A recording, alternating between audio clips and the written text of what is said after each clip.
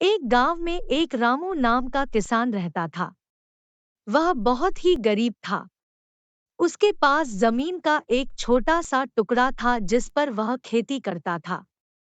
उसका गुजारा अत्यंत कठिन तरीकों से होता था। एक दिन सूरज की गर्मी चरम सीमा पर थी, परंतु किसान हमेशा की तरह खेत में काम कर रहा था। पसीने से लथपथ किसान बुआई के लिए खेत जोत रहा था। इसी बीच खेत में खुदाई करते समय जमीन से एक बड़ा सा लकड़ी का बक्सा मिला। किसान ने सावधानी से बक्से को निकाला। पहले तो उसके समझ में नहीं आया कि बक्से का क्या करें। आखिर उसने बक्से को खेत के बाहर रख दिया। उसे साफ करके जो रोटियां वह घर से लाया था वह बक्से में रख दी और अपने काम में जुट गया। दोपहर को जब वह खाने के लिए रोटियां निकालने के लिए बक्से के पास गया तो हैरान रह गया। उसमें रोटियां ही रोटियां भरी हुई थी। तब किसान को पता चला कि वह जादुई बक्सा था। उसमें जो भी चीज डालो उसका 80 गुना होकर बाहर आता। जैसे एक मूंगफली का दाना डालो तो तुरंत उसमें से 80 दाने निकल पड़ते।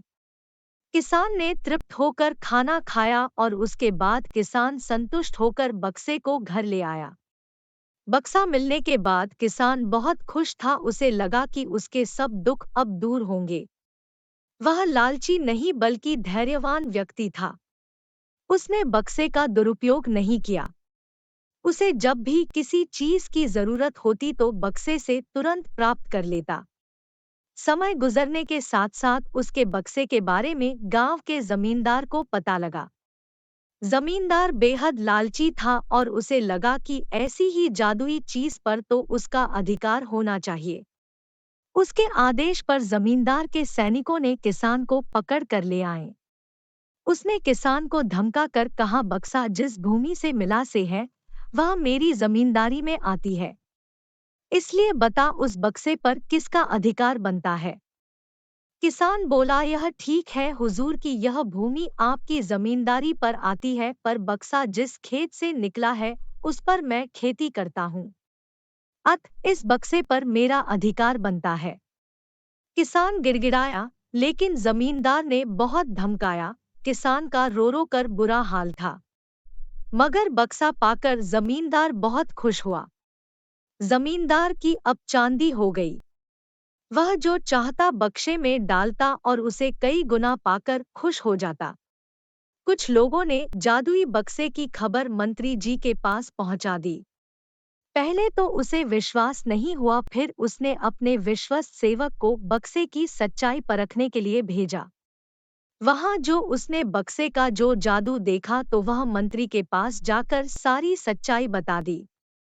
मंत्री ने जमींदार को बुलाया, फिर उसे डराते हुए कहा, हमें पता चला है कि तुम्हारे पास एक जादुई बक्सा है, उसे तुरंत हमारे हवाले कर दो। इसी जादुई बक्से को हाथ से निकलते हुए देखकर जमींदार की हालात खराब होने लगी। उसने मंत्री जी से बहुत विनती की पर मंत्री नहीं माना।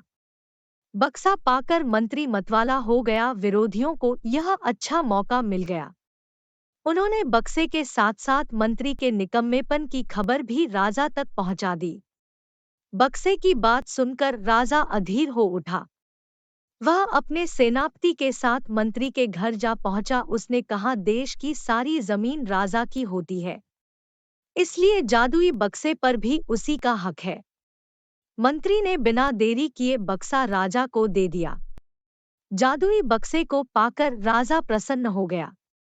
सबसे पहले राजा ने जादुई बक्से की मदद से अपनी खजाने की वृद्धि की, फिर राजा को उस बक्से की सुरक्षा को लेकर चिंता हुई।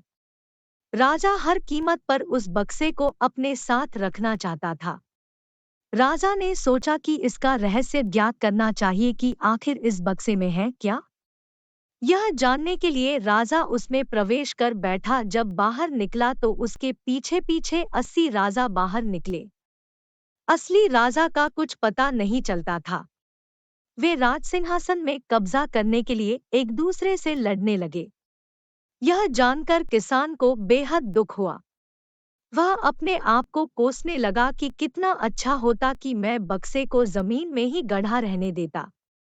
इस कहानी से हमें यह सीख मिलती है कि हमें कभी लालच नहीं करनी चाहिए और हमारे पास जितना है उसी में खुश रहना चाहिए।